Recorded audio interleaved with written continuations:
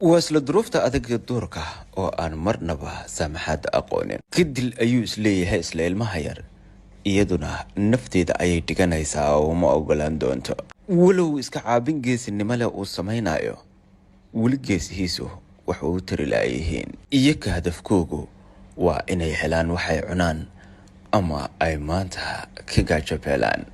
isaga hadafkiisuna waa inuu noolaada oo nolosha baaqi ku sii noqda tiradu way soo siyaadaysaa oo umay imin inay badbaadiyaan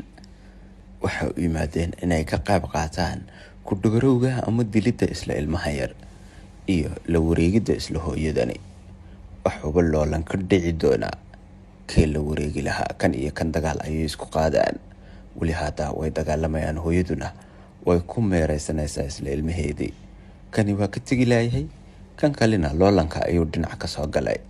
waa hadba kii uu awood weynaada ayaa la wareegi doona ama ilmaha dili doona waa hadile iida oo iska cad aydu ma haystaan waqti badan ay sii lumiyaan waa inay ka tagaan ama waa inay dilaan isla hooyaduna ma ahin mid u ogolaan doonta siday doonaan tiradooda ha u badato sidoo doonaan ha isku soo xalafaystaan ama ha isku dagaalaan way difaaci doonta